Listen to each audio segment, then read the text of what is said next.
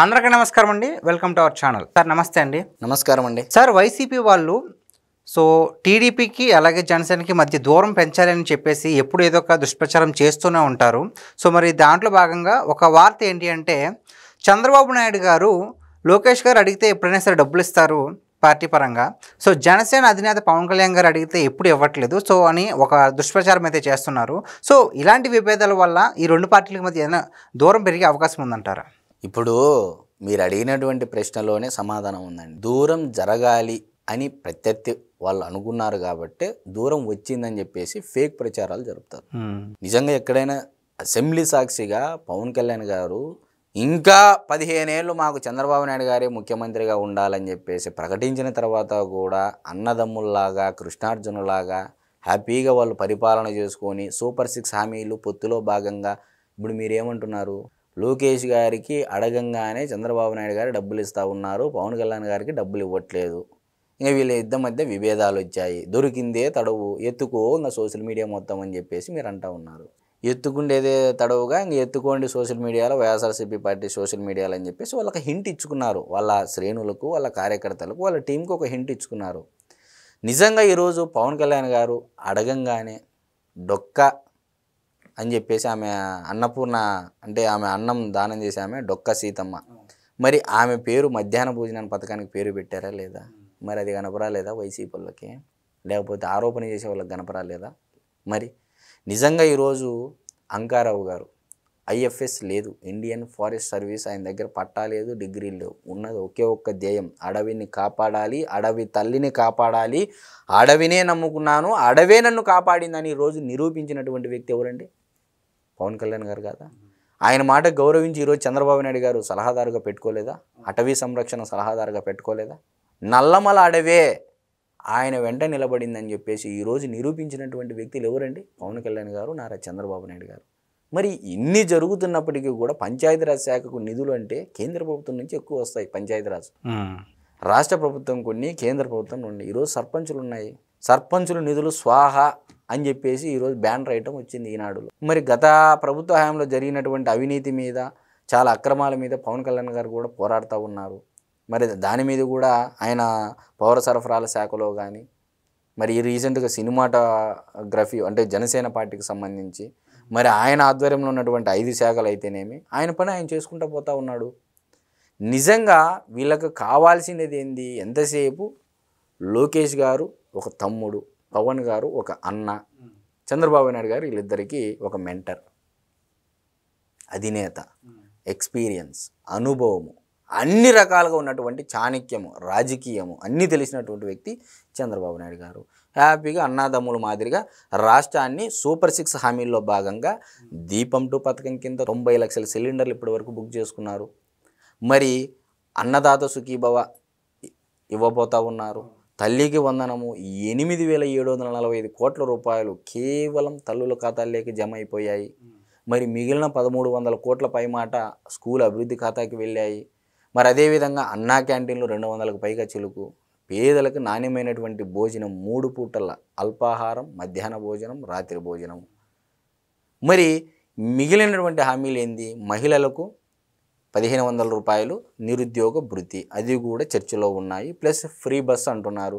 Free bus కూడా August 15 నుంచి మొదలవబోతామని చెప్పేసి ఇప్పటికే చంద్రబాబు నాయుడు గారు పలు సందర్భాల్లో వ్యాఖ్యానించడం జరిగింది.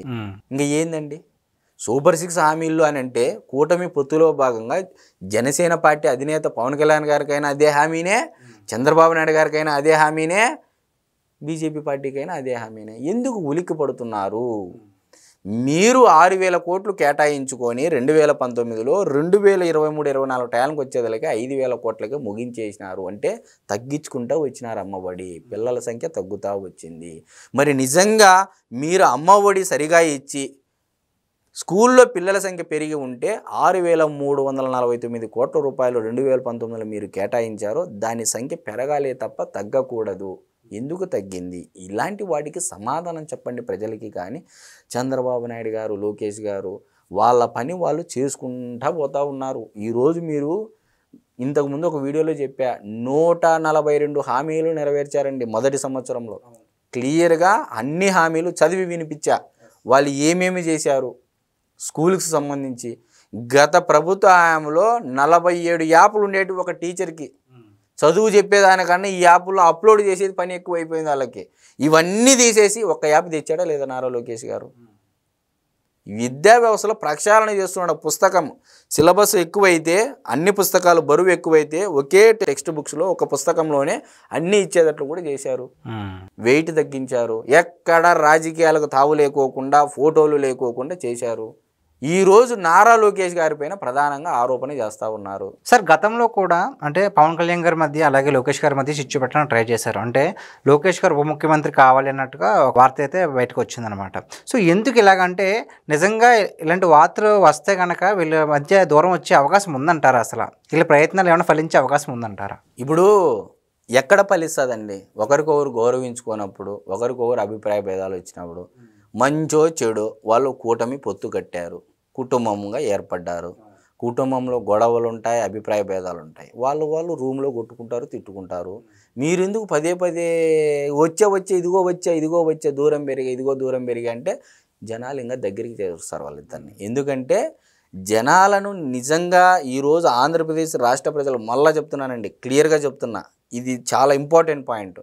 నిజంగా జగన్మోహన్ రెడ్డి గారి పరిపాలన నచ్చి, ఆయన ఇచ్చినటువంటి నవరత్న పథకాలు మెచ్చి ఎవరు?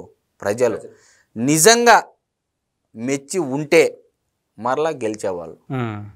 ఈసారి ఆయన నవరత్నాలను చూసో, లేకపోతే ఆయన అమ్మఒడిని చూసో, లేకపోతే ఇంకో పథకాన్ని చూసో జనాలు ఆయనకు ఓట్లు వేయలేదు. నిన్ను ఓడించాలనే ఉద్దేశంతో ఓడించారు. అది గమనించాలి జగన్మోహన్ రెడ్డి గారు. స్టిల్ వాళ్ళకి వైఎస్ఆర్సీపీ పార్టీ వాళ్ళకి అర్థం కానటువంటి విషయం ఏంటంటే, ఇక్కడ పథకాలను చూసి సూపర్ 6 ఇస్తే ఏదో చంద్రబాబు నాయుడు గారికి ఓట్లు పడిపోతాయి, లేకపోతే ఇంకో పథకం చూసో ఓట్లు వేయలేదండి, చంద్రబాబు నాయుడు గారు ఉంటేనే రాష్ట్రం ముందుకు పోతుంది, జగన్మోహన్ రెడ్డి గారిని ఓడిస్తేనే రాష్ట్రం ముందుకు పోతుందని ప్రజలు నమ్మారు. కాబట్టే ఈరోజు చంద్రబాబు నాయుడు గారిని ముఖ్యమంత్రి చేశారు. లేకపోతే చంద్రబాబు నాయుడు గారు ఏదో పథకాలు ఎక్కువ ఇస్తున్నాడు, సంక్షేమం ఎక్కువ ఇస్తున్నాడు అని కాదు. ఆయన ఉంటేనే రాష్ట్రం బాగుపడుతుంది, ఆయన ముందుకు కొనసాగితేనే ఆయన ఆధ్వర్యంలో పిల్లల భవిష్యత్తు బాగుంటుంది. వీళ్ళు ల్యాండ్ టైటిలింగ్ అని ఒక యాక్ట్ తెస్తేనే రాష్ట్రంలో ఉన్నటువంటి ప్రతి ఒక్క రైతు భయభ్రాంతులకు గురైపోయాడు. ఎక్కడ కబ్జాలు చేసేస్తారు ఏందనేది. మరి ఇవన్నీ ఉన్నటువంటి తరుణంలో నారా లోకేష్ గారి పైన ప్రధానంగా ఒక ఆరోపణ చేశారు. ఏమని చేశారు? 1300 కోట్లు నారా లోకేష్ గారి జేబులోకి పోయాయి అని చెప్పేసి. ఇప్పుడు ఆయన ఒక 24 అవర్స్ టైం ఇచ్చాడు, నిరూపించలేకపోయారు. ఈరోజు ఆయన లీగల్గా ప్రొసీడ్ అయిపోతున్నాడు. అది లీడర్ ఏంటంటే క్రెడిబిలిటీ అంటే అది. టైం ఇచ్చా, నిరూపించు, లేదు శిక్షకు అనర్హుడివి. అంటే అంతకుముందు కూడా ఉర్సా కంపెనీ మీద ఇలాంటి విమర్శలు వచ్చినప్పుడు కూడా నేను ఏమంటున్నానంటే, ఇక్కడ ఉర్సానా టీసీఎస్ అనేది ఏదైనా సరే ఆరోపణ చేసే వాళ్ళు ఏ విషయం పైన అయినా సరే ఆధారాలతో రండి, నిరూపించండి, లేదా దానికి సిద్ధమవ్వండి. సిద్ధమా అని వాళ్ళు అన్నారు, సంసిద్ధమే అని చెప్పేసి నారా లోకేష్ గారు సమయం ఇచ్చారు. ఇప్పుడు వాళ్ళు సిద్ధమో సంసిద్ధమో ఎక్కడికి పోవాలనేది వాళ్ళు తెలుసుకోవాల్సినటువంటి విషయం. ఏదో బురద జల్లి గుడ్డ కాల్చి ముఖానేస్తే తుడుచుకుంటూ ఉంటారులే, ఆరోపణలు చేస్తూ ఉంటారులే అని చెప్పేసి అనుకున్నారు. కానీ నారా లోకేష్ గారు అటువంటి వ్యక్తి కాదు. ఆయన గోల్డెన్ స్పూన్తో పుట్టినటువంటి వ్యక్తి. తాత ముఖ్యమంత్రి, తండ్రి 4వ ముఖ్యమంత్రి. ఇప్పుడు కొడుకు అంటే ఆయన మోడీ గారే సైతం పిలిచి 2 గంటలు సమయం డిన్నర్కి కేటాయించారండి. మీ జగన్మోహన్ రెడ్డి గారికి కానీ, జగన్మోహన్ రెడ్డి గారి యొక్క ఎవరికైనా సరే వాళ్ళ పార్టీలో మోడీ గారి యొక్క అనుమతి 1 గంట పర్సనల్గా కేటాయించుకోమనండి. ఈరోజు మేమిది అంటున్నారు కదా. నారా లోకేష్ గారికి ఇచ్చినంత విధంగా ఎవరైనా సరే ఎంటైర్ దేశ్కి, మొత్తం దేశంలో ఎవరైనా ఆ సమయం కేటాయించుకోమనండి, చూద్దాం. ఓకే. ఇక్కడ ఏదో ఆరోపణ చేసి గుడ్డ కాల్చి ముఖానేస్తే నారా లోకేష్ గారు ఏదో తుడుచుకుని పోయే రకం కాదు, తిరిగి దానికి సమాధానం చెప్పేటువంటి వ్యక్తి. ఈరోజు పప్పు కాస్త నిప్పు, మీ భాషలో చెప్పాలి అంటే పప్పు కాస్త నిప్పులా తయారైంది, ఆ నిప్పును ముట్టుకుంటే కాలిపోతారు అనేది మీరు తెలుసుకోకపోవడం అనేది ఇక్కడ బాధాకరం. చూసారు కదండి, ఆరోపించడం కాదు, దమ్ముంటే నిరూపించండి అని షణ్ముఖ్ గారు అయితే చెప్తున్నారు. సో దీనిపై మీ అభిప్రాయం అంటే కామెంట్ చేయండి. థ్యాంక్స్ అండి. నమస్తే.